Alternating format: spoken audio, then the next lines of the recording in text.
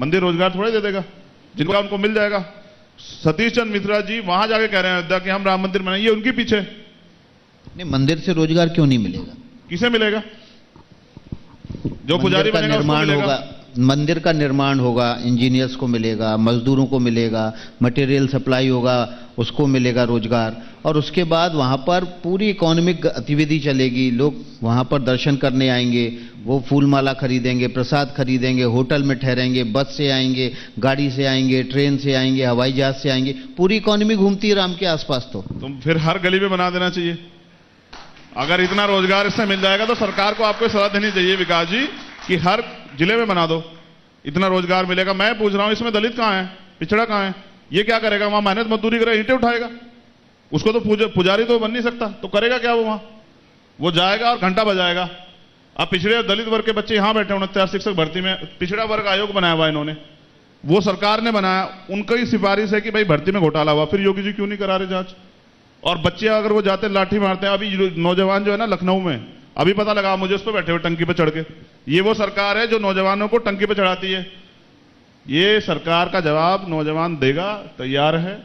Election आने दीजिए, इनके पास एक ही मुद्दा है, हिंदू मुसलमान का। ये प्रयास कर रहे हैं पूरे देश में, ऐसी अभद्र भाषाओं का प्रयोग और तमाम तरह से माहौल खराब करने का प्रयास हो रहा है। मैं तो कहता हूं आपके मंच से कि बहुजन समाज को सतर्क हो जाना चाहिए। उनका काम मंदिर जाना चलेगा नहीं। बाबा साहब अम्बेडकर क्या कहे, मैं नहीं कह रहा हूं जी, ऐसा उन्होंने कहा कि आपकी मुक्ति के जो रास्ते हैं ना, आगे बढ़ने के रास्ते, वो स्कूल से खुलेंगे, मंदिर से नहीं खुलेंगे। तो मुझे तो बाबा साहब ने मना कर दिया, इसलिए मैं अपने लोगों को मना कर रहा हूं। आगे बढ़ते हैं, माफियाओं की बात कर लेते हैं। माफियाओं को मिट्टी में मिलाया जा रहा है, इस पर क्या कहेंगे आप? हाँ, एक माफिया तो अभी जिनको इतना लंबे का समय का टाइम दिया कि भाई आराम से सेटल कर लो, डरा दो, परिवार को धमका दो, परिवार से किस तरह से जो है बातचीत कर लो, सेटिंग कर लो कि आपकी जान बच जाए। कौन से माफियाओं की बात कर रही है? आपने इसे भय की राजनीति, आपने इसे भय की राजनीति नाम दिया, लेकिन आपको नहीं लगता कि कानून व्यवस्था बेहतर हुई है पहले से? बहुत बेहतर हुई है। अब आपको अगर जानकारी हो, इतनी बेहतर हुई है कि अब पुलिस ही चांदी लूटने लगी है। अब 50 किलो चांदी पुलिस ही लूट लेगी, बताओ। और पुलिस अपहरण में है, एक आईपीएस अपहरण में, और वो फिरौती मांग रहे हैं। और अभी मैं फिर कह रहा हूँ, जो अच्छा काम होगा उसका हम लोग समर्थन करेंगे। अच्छा, लेकिन अगर उसके नाम पे अपने विरोधियों को, विपक्ष के लोगों को डराना धमकाना, उन पर मकान बुलडोजर चलाना, अगर इसको आप कानून व्यवस्था कहते हैं तो मैं इस बात को कानून धर्मांतरण और लव जिहाद के मामले भी तो बढ़ते जा रहे हैं। अब बात अगर यहाँ पर मामलों की हो रही है तो इस पर आपका क्या सोचना है? गलत है। अगर कोई किसी बैड इंटेंशन से किसी का धर्मांतरण कराए, धर्मांतरण तो बिल्कुल गलत है, मैं इसका समर्थन नहीं करता। लेकिन अगर लव जिहाद की बात आप करें, अगर कोई बैड इंटेंशन से कोई ऐसा काम कर रहा है, उस पर सख्त कार्रवाई। लेकिन अगर कोई प्यार कर रहा है तो उस पर कार्रवाई का मामला मैं इसको गलत मानता हूं। और किसी को कोई अधिकार नहीं। कल मैंने एक वीडियो देखी हमारे सहारनपुर की, एक महिला, एक बच्ची और एक लड़का है, उनकी आइडेंटिटी उसको जो है ना वो ओपन कर देती, उसका मुंह से मार्क्स निकाल लेती। आप भी बच्चियां हैं, आप सोचो कोई इसके किसी को जो है निजता का कैसे उल्लंघन कर सकता है? वो बालिग है, आप कौन होते हैं उसका मास्क नोचने वाले? आप उसकी फैमिली चेक करेगी। अगर वो अपराध कर पुलिस कार्रवाई करेगी, आप कौन होते हैं भीड़ बन के पीटने वाले?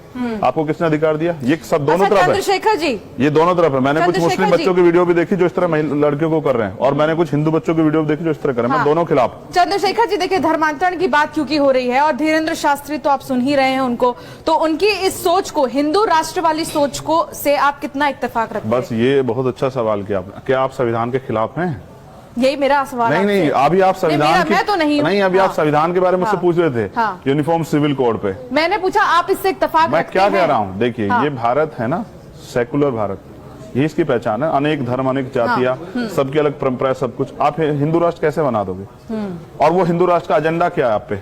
एक बड़े, अब हमने तो सीजीआई साहब को सुना, उन्होंने कहा आप एक हिंदू गांव भी बना के दिखा दो, उसकी क्या विविधताएं होंगी, उसको किसको क्या अधिकार होंगे, यही बता दो आप। उसमें कौन ऊपर बैठेगा, कौन नीचे बैठेगा, कौन शासन चलाएगा, कौन जो है सुरक्षा करेगा, यही बता दो। तो कोई एजेंडा नहीं है, सिर्फ राजनीतिक एजेंडा और कुछ नहीं है। और एक सेकंड, देश के प्राइम मिनिस्टर हिंदू हैं, बहुत सारे स्टेट में चीफ मिनिस्टर हिंदू हैं, प्रमुख सचिव से लेके बहुत सारे अधिकारी हिंदू हैं।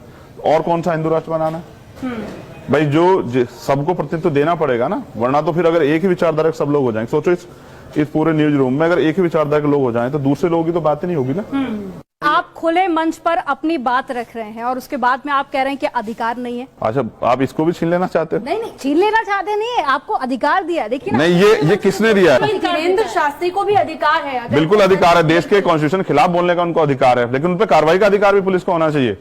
लेकिन ऐसा कुछ नहीं कहा उन्होंने। अब देखो सरकार उनको बचा रही है, जितनी सरकार उनके एंटी आ जाएगी ना, कभी भी नहीं बोलेंगे, फिर सरकार के साथ बोलेंगे मैं जानता हूँ सरकार के रट्टा अच्छा, एक मुझे आपका बयान याद आ रहा है, वो काफी पुराना है, शायद आपको याद हो ना हो। आपने एक बार कहा था कि मैं नेता कभी नहीं बनना चाहता, मुझे कार्यकर्ता की तरह काम करना है, लेकिन अब तो आप एक बड़े नेता के तौर पर ही जाने जा रहे हैं। देखिए जानने को तो अभी भी तो आप एंकर हैं, लेकिन क्या इसके बाद आप बेटी नहीं हो किसी घर में जाके?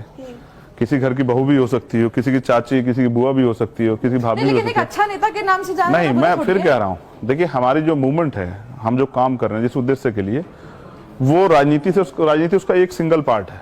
जब हम सामाजिक परिवर्तन की बात करते हैं कि चाहे जेंडर के आधार पे हो, चाहे वो जाति के आधार पे हो, धर्म के आधार पर गैर बराबरी नहीं होनी चाहिए, चाहे वो आर्थिक आधार पे हो।